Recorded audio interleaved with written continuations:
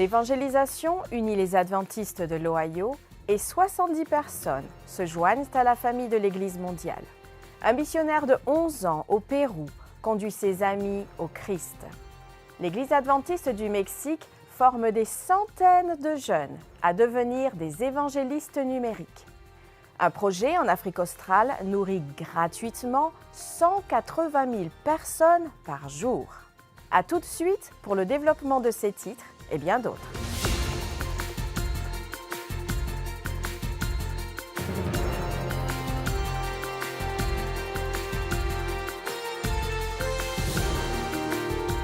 À la une de ce journal, en juin 2022, les églises du centre de l'Ohio, qui font partie de la fédération de Allegheny West des adventistes du 7e jour, ont mis au défi leur congrégation de participer à un effort d'évangélisation publique. Les églises ont invité les membres de leur communauté locale à participer à une étude biblique à l'échelle de la ville. Les congrégations se sont également unies pour distribuer des cadeaux et organiser des événements communautaires sur plusieurs sites. Cette action a conduit au lancement de Impact Columbus, Sharing Hope Revival, une campagne d'évangélisation de 15 soirées. Lors de ces réunions, Alexander Bryant, président de l'Église adventiste en Amérique du Nord, était l'orateur de sa première campagne d'évangélisation en tant que président. Les réunions, qui se sont déroulées en soirée sous la tente du grand pavillon de l'hôtel Crown Plaza Columbus North à Worthington dans l'Ohio, ont culminé par un baptême dans la piscine extérieure de l'hôtel. 70 nouveaux membres ont été accueillis dans l'Église par le baptême et la profession de foi. L'un des événements les plus importants pour l'Église adventiste en Amérique du Sud est les baptêmes qui se déroulent au printemps.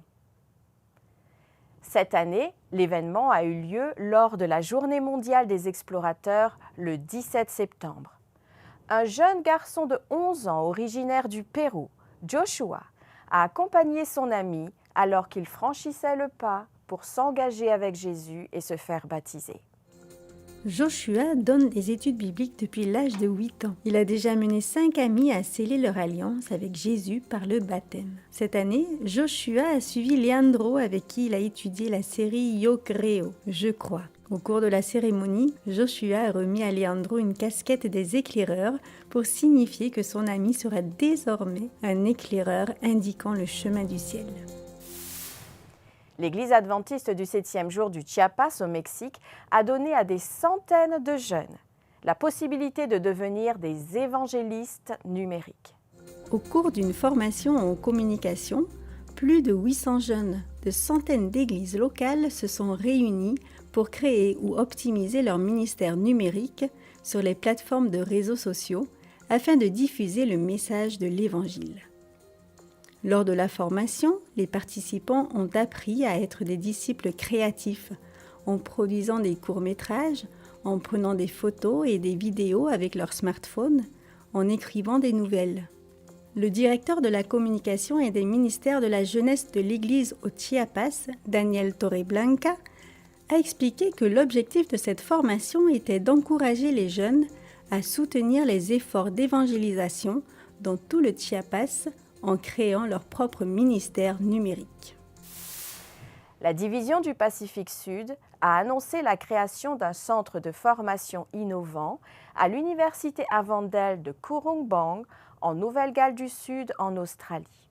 Le Centre pour la formation des disciples et l'évangélisation se concentrera sur l'avancement de la mission de l'Église adventiste du 7e jour en créant et en mettant en œuvre des parcours de formation de disciples pour les jeunes, les membres de l'Église et les pasteurs, afin qu'ils deviennent compétents en matière de formation de disciples et d'évangélisation. Le centre sera également une plaque tournante pour le développement, le marketing et la croissance des programmes de formation de disciples et d'évangélisation. Le comité de la division du Pacifique Sud a nommé Gilbert Kanji actuellement responsable des services pastoraux pour le groupe de santé et de bien-être du sanitarium, au poste de directeur. Le centre devrait être opérationnel au début de 2023. Plus de 300 motards sont descendus dans les rues du village serbe de Gospodinci pour le Motofest 2022. C'était pour eux l'occasion de célébrer leur passion, de déguster de bons plats et d'apprendre à connaître Jésus. L'événement était organisé par le groupe serbe du ministère adventiste des motards AMM.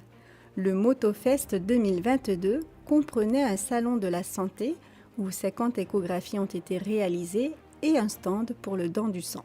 On n'y servait pas d'alcool et on ne diffusait que de la musique chrétienne. Dejan Lukic, le président serbe de l'AMM, était rayonnant de joie et de bonheur en voyant la participation de plus de 300 motards et de représentants de 46 clubs de motards. Environ 400 livres chrétiens ont été distribués à cette occasion. Selon Dejan, l'Église en Europe n'a jamais vécu un tel événement auparavant. Il a conclu en disant « Je suis impatient de voir ce que Dieu va faire. Je sais qu'il a un plan et une mission pour chaque motard en Europe. »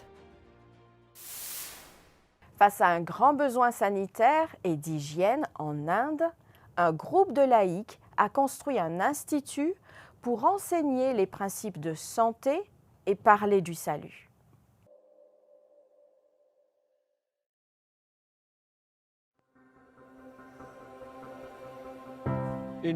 En 2011, une étude a été menée pour 10 000 personnes en Inde. Il n'y a que 20 professionnels de santé comprenant les médecins, les infirmiers, les thérapeutes. C'est un gros problème en Inde.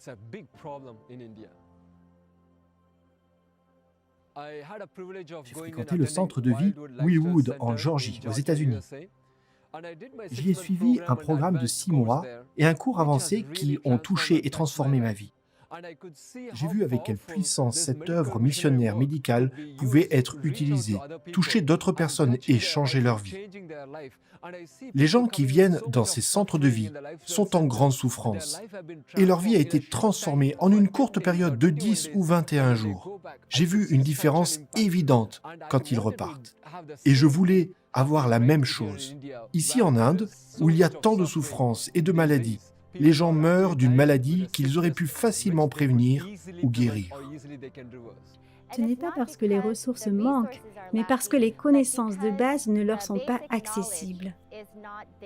Alors que nous travaillons avec des coachs pour améliorer la vie et la santé en Inde, nous rêvons de partager davantage ces connaissances de base sur les soins, l'hygiène, l'alimentation, les remèdes simples d'hydrothérapie et de massage pour les personnes qui travaillent jour et nuit et qui sont physiquement fatiguées, tout ce qui nous a été enseigné et auquel nous sommes exposés.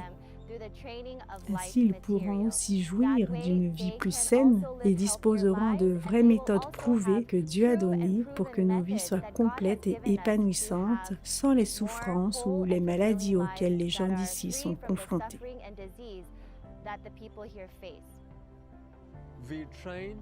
Nous formons et équipons les gens pour qu'ils deviennent des missionnaires médicaux. Nous les envoyons établir leur propre centre de santé et créer un réseau avec tous les autres ministères affiliés et les écoles ou les institutions de vie. Notre vision dans la restauration des soins de santé et le coaching dans le style de vie est de nous étendre à tous les États de l'Inde, du Népal et du Bhoutan pour rendre les soins accessibles à tous ceux qui ont besoin d'aide.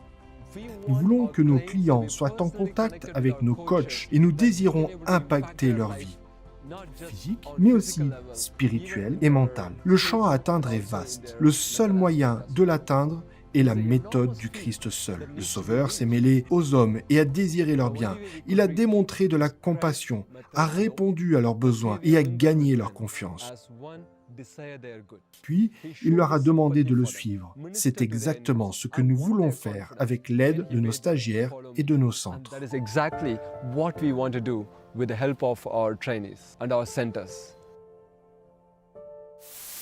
Après la pause, vous découvrirez comment un projet en Afrique du Sud nourrit gratuitement 180 000 personnes par jour.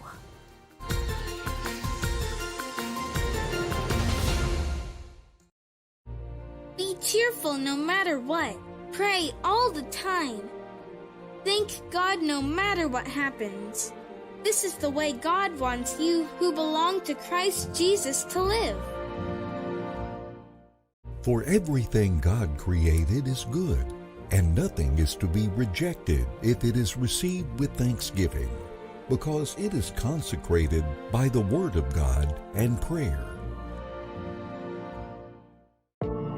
Why is there evil in the world? Are Christians hypocrites? Is the Bible a fairy tale? Does Jesus love everyone? Church doesn't feel relevant to my life. Is God even real? You have questions? Let's talk about it. I Believe Bible. I will give to the Lord the thanks due to His righteousness, and I will sing praise to the name of the Lord the Most High.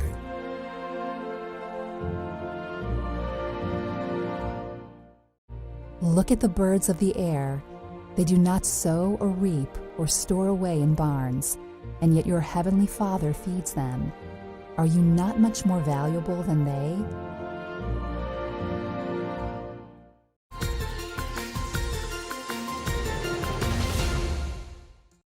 Meals on Wheels, c'est le nom d'un programme en Afrique australe qui, au cours des 60 dernières années, a nourri gratuitement plusieurs milliers de personnes quotidiennement.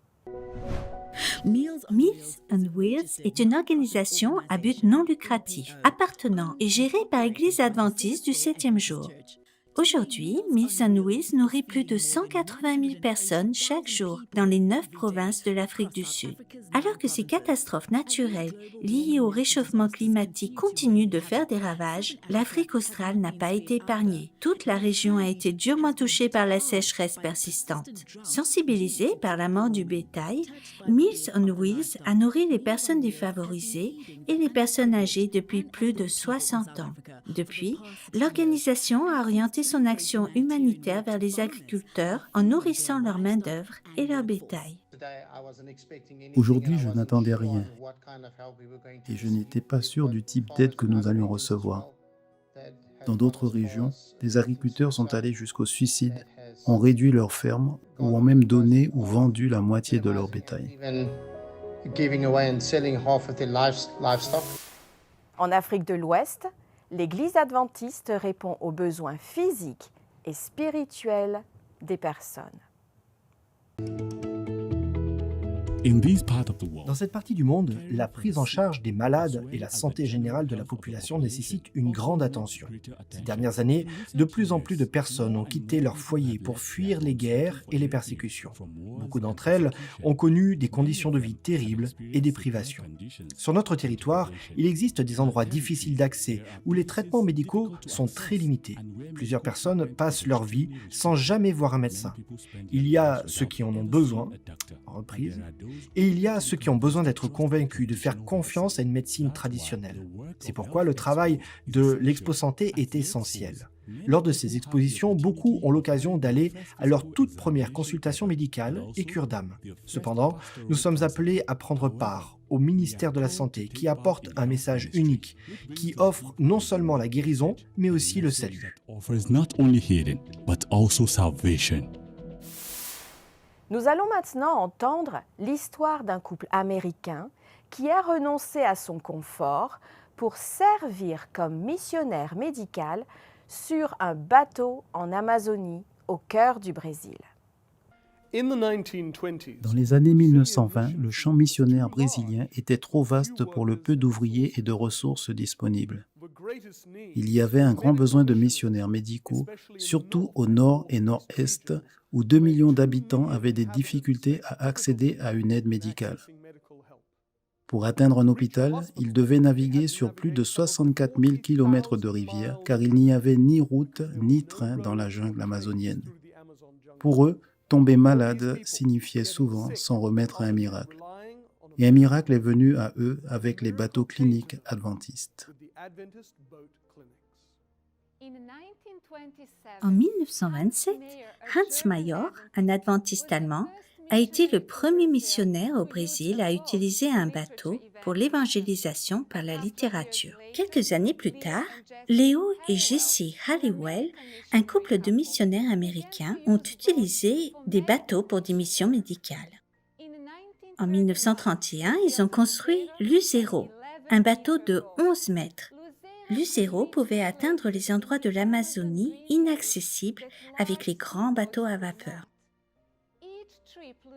Chaque voyage effectué par le Luzero, de Belém à la ville de Manaus, dans la forêt amazonienne, prenait environ 7 mois et impliquait de naviguer sur une distance totale de plus de 19 000 km.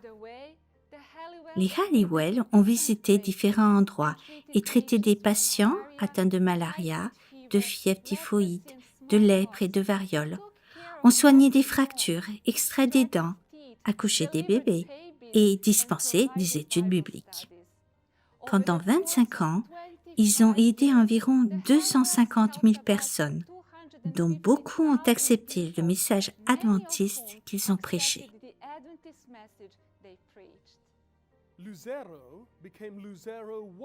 Le Luzero est devenu le Luzero 1 parce qu'il n'était qu'un des nombreux bateaux missionnaires dont le travail extraordinaire a ouvert la voie à une croissance incroyable de l'Église dans la région amazonienne et à la création des hôpitaux adventistes de Belém et de Manaus. Le dernier modèle de Luzero est en cours de construction, le Luzero 32.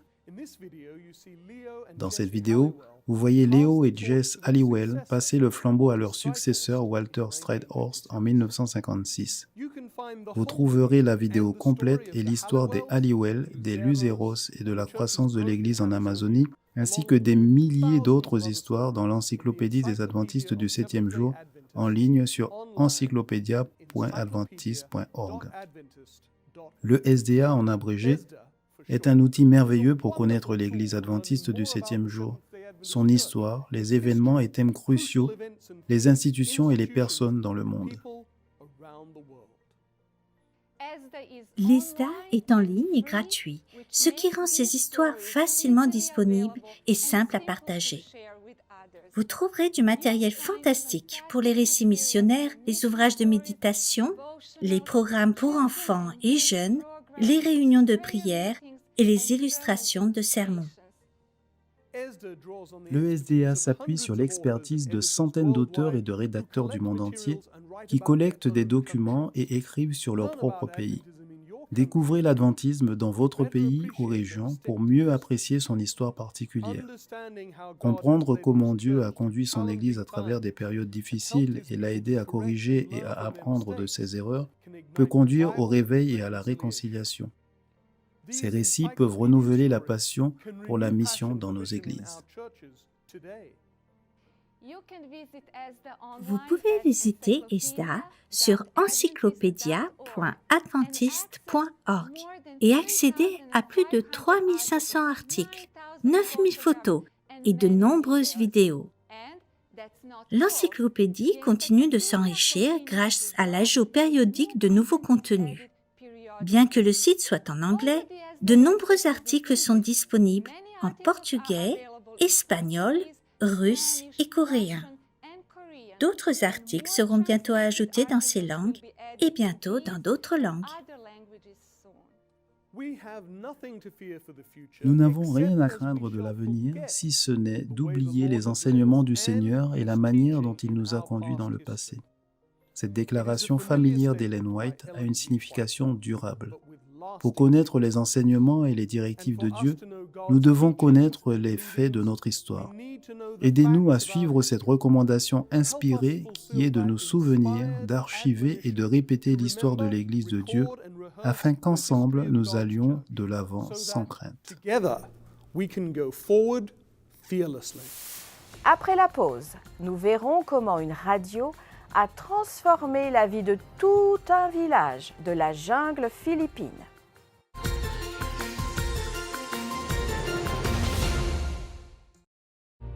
Be cheerful no matter what. Pray all the time. Thank God no matter what happens. This is the way God wants you who belong to Christ Jesus to live.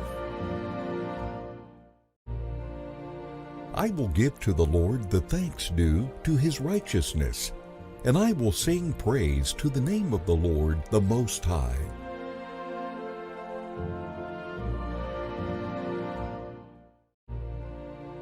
Every good and perfect gift is from above, coming down from the Father of the heavenly lights, who does not change like shifting shadows.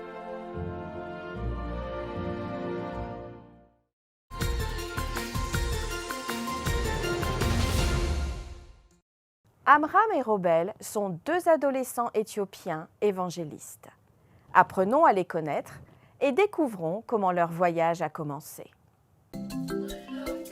Les graines de Dieu sont de toute taille, tout comme les personnes dans la vie desquelles il plante la graine. Même si elles sont jeunes, les graines que Dieu a plantées dans le cœur de Robo Jacob, 13 ans, et de son ami Imran Abraham, leur ont donné le désir de participer au projet lié à l'implication totale des membres de leur Église. Alors qu'ils priaient pour que Dieu les utilise, Dieu les a conduits à se joindre à une campagne d'implication totale des enfants en tant qu'orateurs évangélistes dans le cadre des projets d'évangélisation TMI en Éthiopie. Une radio a transformé la vie d'un village entier dans la jungle des Philippines alors qu'un chef païen découvrait l'amour de Jésus. Voici une nouvelle histoire de la radio mondiale adventiste. Voici Perfecto, un chef païen niché dans les hauteurs de la jungle philippine. Le spiritisme et les traditions locales régissaient sa vie. Son bien le plus précieux était sa radio. Étonnamment, sa musique a été remplacée par des messages bibliques de la radio mondiale adventiste. La vérité du sabbat a captivé son cœur. Chaque jour, le village entier se rassemblait autour de sa radio, ce qui a entraîné le baptême de tout le village. Les messages des 3 anges ont transformé Perfecto en un dirigeant adventiste qui a fait don de sa propre propriété pour construire une église. Je n'aurais jamais cru que je ferais partie d'un groupe d'études de la Bible. Telle est la déclaration de plusieurs personnes à Dubbo, en Australie, lors d'un programme d'évangélisation mené par l'Église pour diffuser le message de l'Évangile. Voici comment des relations authentiques ont transformé des vies.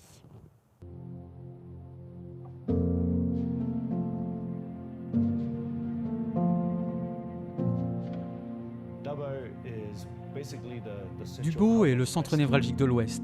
C'est le rond-point où tout le monde passe habituellement.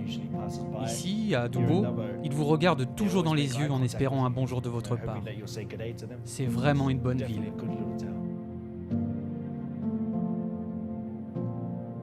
Lorsque je suis arrivé à Dubbo, dès que j'ai franchi la porte, j'ai commencé à tomber amoureux de l'église. Je sais que Dubbo a une grande histoire en termes de personnes. Quand j'ai pu les rencontrer, j'ai pu les comprendre. Lorsqu'ils ont partagé leur histoire avec moi, j'ai aimé leur vulnérabilité et apprécié leur honnêteté. J'ai aimé leur volonté de changer, leur volonté de grandir, ce qui m'a vraiment aidé à développer un lien étroit avec cette église. Ce groupe s'appelle la Fraternité Back to Back. On m'a présenté ces 2 jeunes insulaires en ville. Nous avons commencé à discuter et je leur ai dit « Que pensez-vous si nous commencions un groupe d'études bibliques ?» Ils ont répondu « Oui, ce serait superbe !» Je leur ai demandé « Avez-vous une Bible ?» Ce à quoi ils ont répondu « Non ». Alors j'ai ajouté « J'apporterai une Bible pour vous les gars, à la prochaine étude biblique ». La Bible que je leur ai apportée est la Bible des changeurs de monde. Après une semaine, ils ont invité un autre ami à qui j'ai demandé « As-tu une Bible ?» Celui-ci répond « Non, je n'ai jamais eu ma propre Bible auparavant. » Alors je lui ai dit « J'ai une Bible pour toi. » Je suis allé jusqu'à ma voiture, j'ai attrapé la Bible des changeurs de monde. Je l'ai mise entre ses mains et maintenant, tous les 4, nous avons la même version. Il y a tant de jeunes dans ce groupe à qui nous avons donné une Bible. Maintenant, nous voyageons ensemble, comme une fratrie.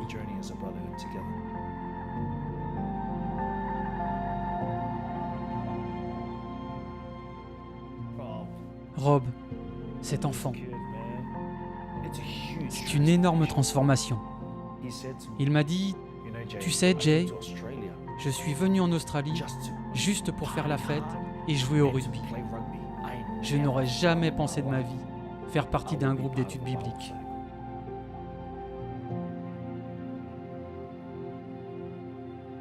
Je m'appelle Robert, je suis né à Auckland en Nouvelle-Zélande avec une éducation tongienne.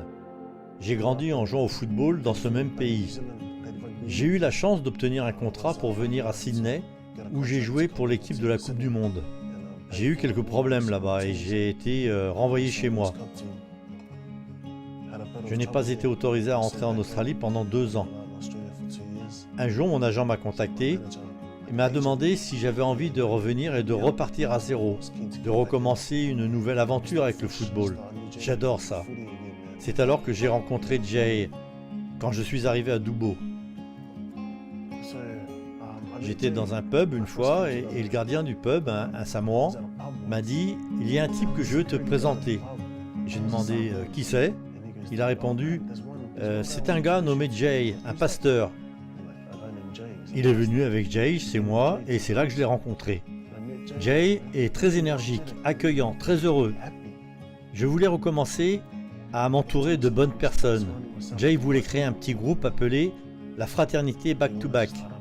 Il s'agissait d'avoir une relation personnelle avec Dieu.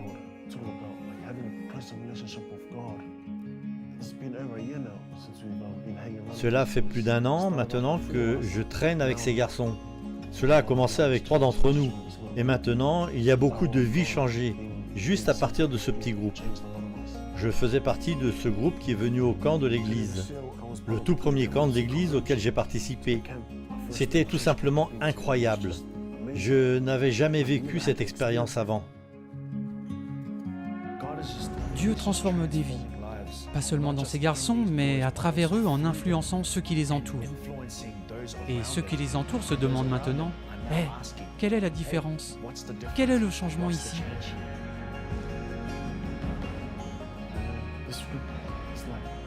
Maintenant, je veux sortir de là et en aider d'autres. Je veux être un dirigeant dans notre quartier, un responsable, là où Dieu m'envoie.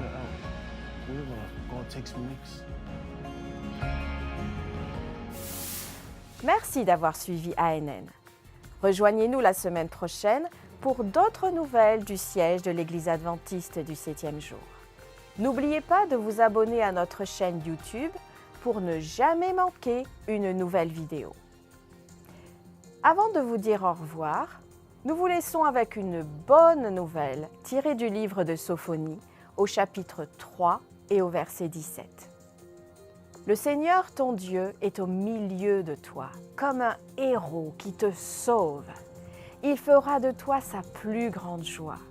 Il gardera le silence dans son amour. Il aura pour toi des transports d'allégresse. C'était notre programme de cette semaine. Rappelez-vous que vous pouvez toujours visiter adventiste.news pour des nouvelles quotidiennes et des vidéos. À très bientôt et que Dieu vous bénisse.